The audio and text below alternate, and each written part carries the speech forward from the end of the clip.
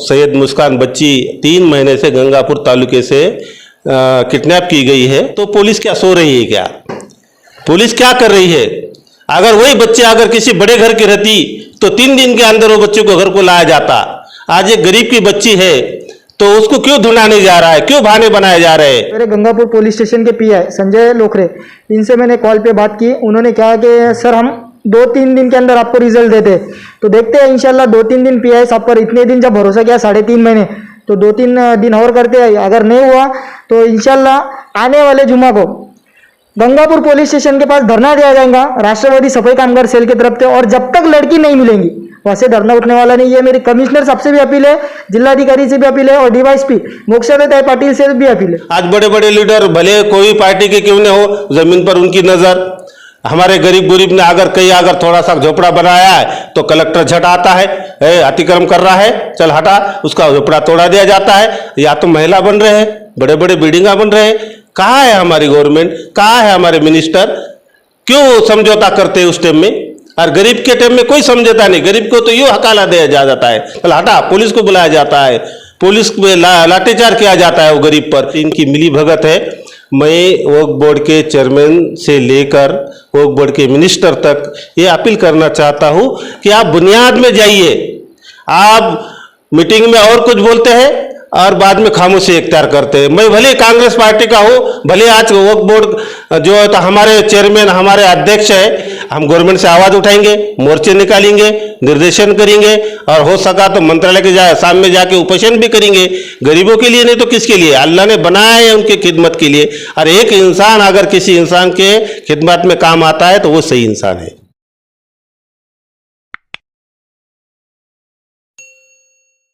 आप देख रहे हैं एसडीएम न्यूज़, महिर अंसारी। आज मेरे साथ मौजूद है कांग्रेस पार्टी के माइनॉरिटी के उपाध्यक्ष अब्दुल सत्तार इनामदार साहब, और ये इनका एक औरंगाबाद दौरा है। और जैसे हमें सूचना मिली तो हम तत्काल इनके पास पहुँचे, क्योंकि हम देख रहे हैं पूरे महाराष्ट्र में एक राजनीतिक उथल पुथल चालू है। इन सभी बातों पर हम चर्चा करेंगे। सर, आपका हमारे चैनल में स्वागत है। आप ये बोलिए कि आने वाले समय में आप कांग्रेस पार्टी को कहाँ पर पाते हो? आने वाले समय में कांग्रेस पार्टी का काम माननीय नाना भाऊ पटोले इनके नेतृत्व में पूरे महाराष्ट्र में मजबूती के साथ और एक अच्छा काम चल रहा है। और युवाओं को जुड़ाने की कोशिश हमारे राष्ट्रीय उपाध्यक्ष, हमारे युवराज राहुल जी गांधी, इनका एक आदेश है कि हम डोर टू डोर जाए। कांग्रेस पार्टी का जो संगठन है, ये संगठन 135 साल का पुराना है। कांग्रेस पार्टी सभी जाति धर्म के लोगों को एक साथ लेकर चलने वाली पार्टी है। और ये पार्टी चाहती है कि हम अगर अलग अलग तबके में बढ़ जाए तो इसमें सेकुलरता कम होती और जो धर्मनिरपेक्ष पार्टियाँ है उसका फ़ायदा उठाती है। इसलिए पूरे महाराष्ट्र में नहीं बल्कि पूरे हिंदुस्तान में अब एक अच्छे तरीके से काम हो रहा है। तेलंगाना अभी जो प्रदेश अध्यक्ष हमारे नवयुवक है, जिसको जगमोहन रेड्डी बोलते हैं, वो माजी मंत्री भास्कर जी रेड्डी इनके सुपुत्र है। और उनके नेतृत्व में एक तेलंगाना में कांग्रेस पार्टी का एक बहुत बड़ा उत्सव, यानी कि उसको जो हम बोलेंगे बवाल मच गया है। और आने वाली तेलंगाना की जो इलेक्शन है वो पूरा टोटल 19% कांग्रेस पार्टी वहाँ अपना कब्जा कर रही है। महाराष्ट्र के अंदर महाविकास आघाड़ी है।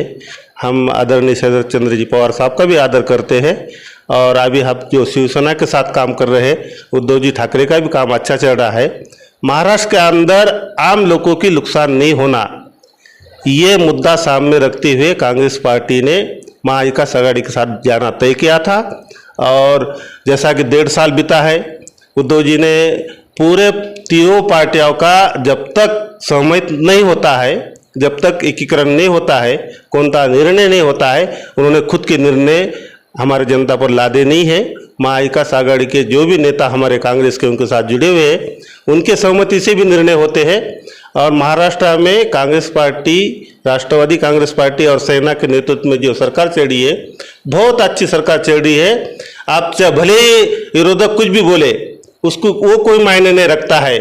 आज का महाराष्ट्र का इतिहास देखा जाए तो महाराष्ट्र में खाली विकास होना चाहिए।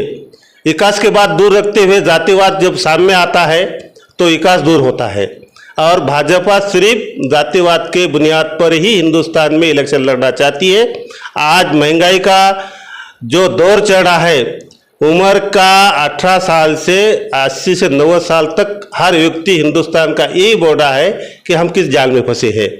इनके तो बहुत बड़े बड़े बातें हो गए, 15 लाख आम आदमी के खाते में डालेंगे, एक साल में 2000 युवकों को नौकरियां देंगे, सबका साथ सबका विकास, मेकिंग इंडिया। किधर गई मेकिंग इंडिया? कहाँ गया? किसके खाते पर 15 लाख तो छोड़ो, 1500 रुपये आए क्या?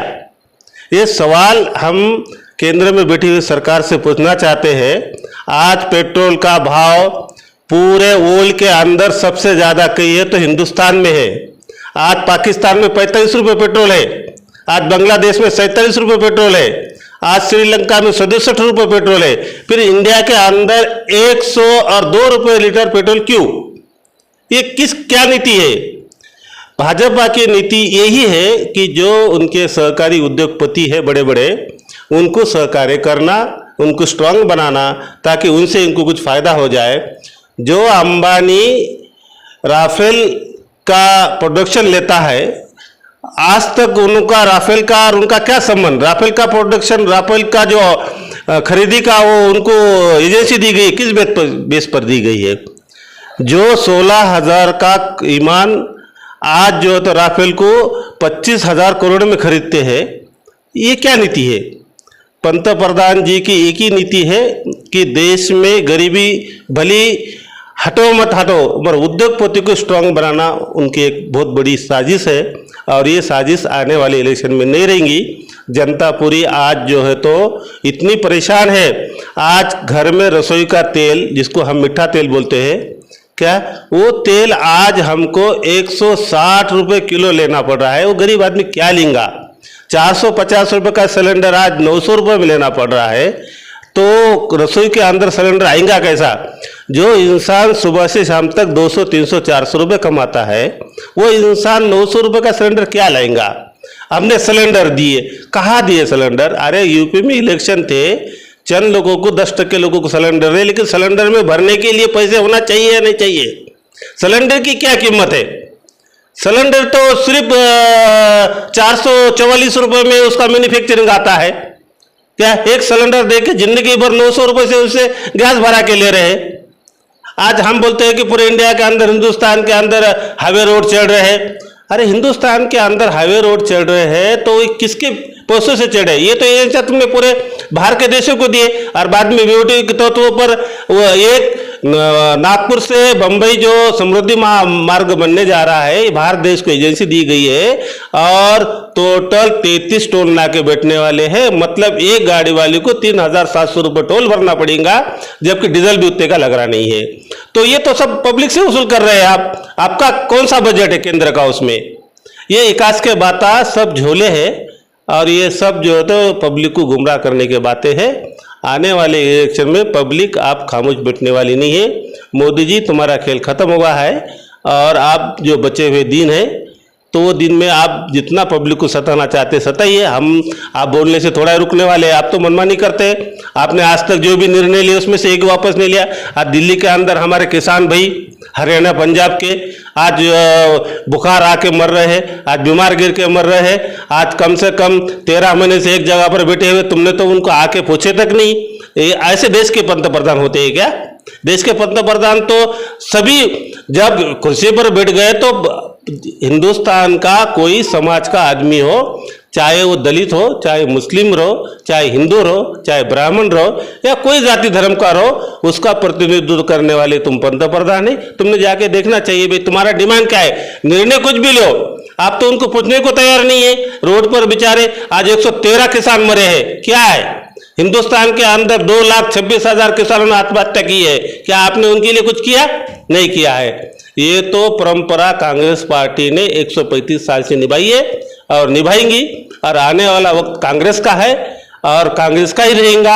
आप जनता समझ चुकी है, और इंशाअल्लाह आने वाले 2024 के इलेक्शन में कांग्रेस पार्टी फिर से भारी भरकम से चुन के आ रही है। इतना मैं कहना चाहता हूँ। सर, अभी हमने देखा है पिछले दिनों में क्या औरंगाबाद के अंदर एक बहुत बड़ा वक्फ जमीनात को लेकर बड़ा बवाल मचा है, और एक बहुत बीजेपी के बहुत जिम्मेदार है नेता है संजय केनेकर साहब, उन्होंने कहा है कि इसके अंदर बहुत बड़ा भ्रष्टाचार हुआ है वक्फ ज़मीनात के अंदर। इसके अंदर सेकुलर पार्टी के बड़े बड़े दिग्गज लीडर शामिल है और उनका कहना है कि इन्होंने जो वक्फ ज़मीनात को बर्बाद किया है। आप एक बड़े पद पे है, माइनॉरिटी से आते हैं, तो कहीं ना कहीं आपका कर्तव्य बनता है कि वक्फ के प्रति आप भी कहीं ना कहीं एक जवाबदारी निभाएं। तो मैं आपसे सीधा सवाल कर रहा हूं कि अगर ऐसा होता है तो आपकी अपनी पार्टी से क्या मांग रहेगी? मैं ये कहना चाहूँगा कि हम औरंगाबाद शहर, ये औरंगजेब शहर बादशाह जो मुग़ल शाही के बादशाह रहे, उनकी बदौलत औरंगाबाद शहर में 65% ओक बोर्ड की ज़मीन है।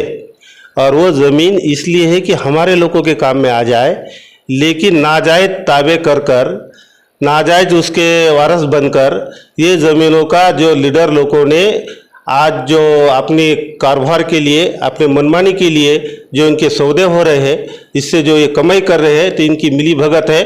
मैं वक्फ बोर्ड के चेयरमैन से लेकर वक्फ बोर्ड के मिनिस्टर तक ये अपील करना चाहता हूँ कि आप बुनियाद में जाइए।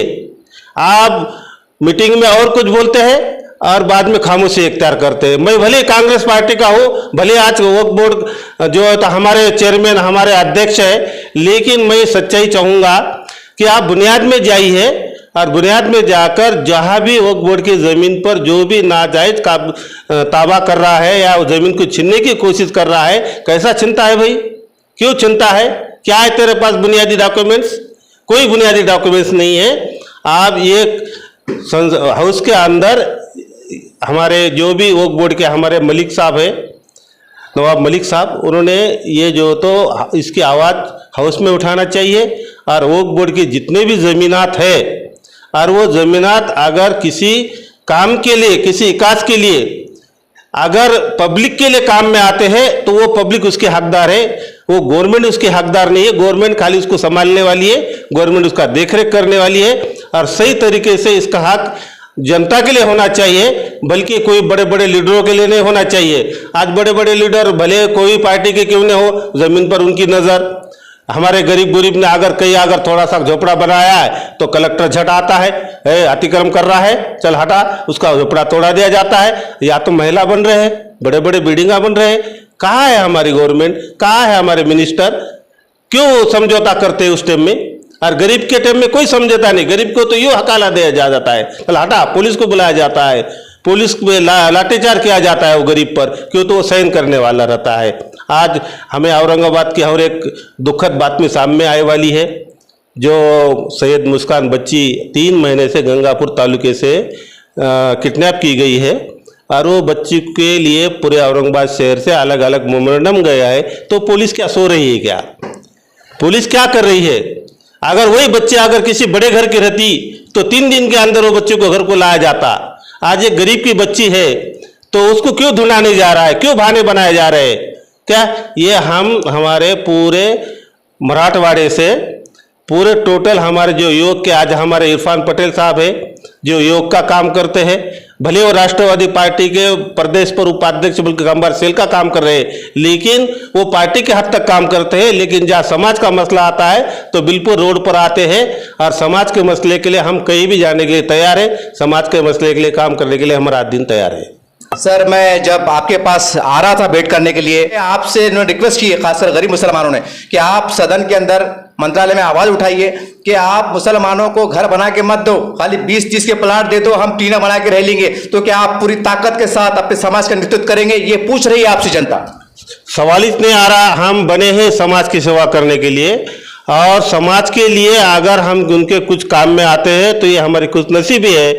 आज जितना हिंदुस्तान के अंदर कहीं भी देखा जाए तो 65% समाज गरीबी से गुजर रहा है और 20-30 के मकान पर अपनी ज़िंदगी गुजार रहा है और उसमें भी अगर गवर्नमेंट हेल्प नहीं करती तो दुख की बात है। मैं गवर्नमेंट से भी अपील करना चाहता हूँ कि ये आपके कानून कायदे आपके हाउस के अंदर रखिए, लेकिन जहां गरीब 20-30 की जगह में जिंदगी गुजार रहा है तो उसकी सहूलत मुहैया करिए। उसके लिए कम से कम नगर परिषद को बोलकर जो भी आज जो घरकुल का मसला है, जो भी आप 2,40,000 हो या 3,40,000 हो, ये जो देते हैं तो वो उनको देना चाहिए। वहाँ नहीं देखा जाता ये जमीन एने है, लेआउट है, कुछ नहीं, सिर्फ सवाल ये है उसके घर का है, उसको जो है तो रोटी, कपड़ा और मकान, ये 3 बातें है। क्या कपड़ा तो बेचारा मेहनत करके कमाता है, रोटी भी मेहनत करके कमाता है, अब रहने के लिए कम से कम गवर्नमेंट हेल्प नहीं करती है तो बड़ी खेद की बात है। और हम उनके साथ हैं, गवर्नमेंट के लिए हम गवर्नमेंट से आवाज उठाएंगे, मोर्चे निकालेंगे, निर्देशन करेंगे और हो सका तो मंत्रालय के सामने जाके उपोषण भी करेंगे।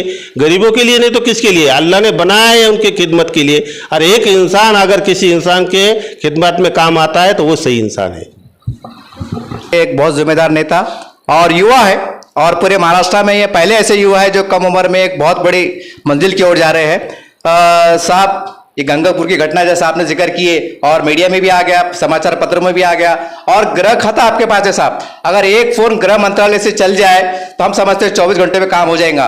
तो आप औरंगाबाद में बैठकर जनता आपसे भी पूछ रही है कि आप क्या कर रहे हैं? देखिए, जब ये घटना हुई थी उस टाइम में तो मुझे पता नहीं था, मुझे ये बात कल पता चली। तो कल पता चलने के बाद मैंने आज सवेरे गंगापुर पुलिस स्टेशन के पीआई संजय लोखरे, इनसे मैंने कॉल पे बात की। उन्होंने कहा कि सर हम 2-3 दिन के अंदर आपको रिजल्ट देते, तो देखते हैं इंशाल्लाह 2-3 दिन पीआई साहब पर इतने दिन जब भरोसा किया 3.5 महीने, तो 2-3 दिन और करते हैं। अगर नहीं हुआ तो इंशाल्लाह आने वाले जुमा को गंगापुर पुलिस स्टेशन के पास धरना दिया जाएगा राष्ट्रवादी सफाई कामगार सेल की तरफ से, और जब तक लड़की नहीं मिलेंगी वैसे धरना उठने वाला नहीं। ये मेरी कमिश्नर साहब से भी अपील है, जिलाधिकारी से भी अपील है, और डीवाईएसपी मोक्षादत्त पाटिल से भी अपील है।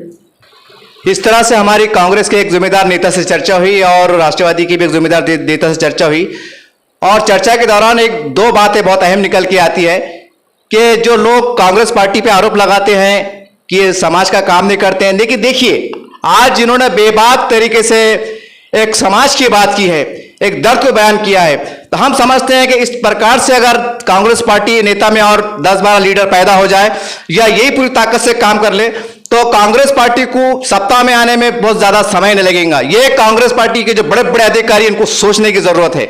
आपको जनता की ओर चाहिए, जनता की समस्या का निवारण आप जब तक नहीं करते हैं, जैसा साहब ने बताया और हमने सवाल किया, उन्होंने जवाब दिया, यही प्रमुखता वाली बात है। अगर इसको सॉल्व करते हैं तो जनता आपके साथ है, वरना भाजपा ऐसी है, आरएसएस ऐसी है, बजरंग दल ऐसी है, ऐसा बोलने से काम नहीं चलने वाला।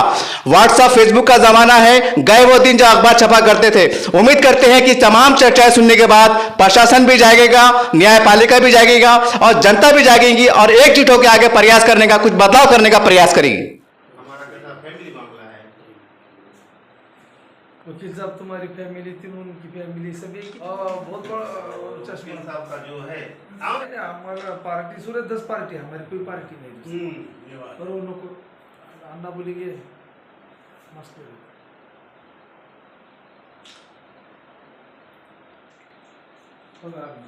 विस्तार सही है वो तुम्ही थोडंसं इकडे सर करेक्ट है। एक मरतबा क्या होगा, पेंटर इकबाल साहब बहुत बड़े सामाजिक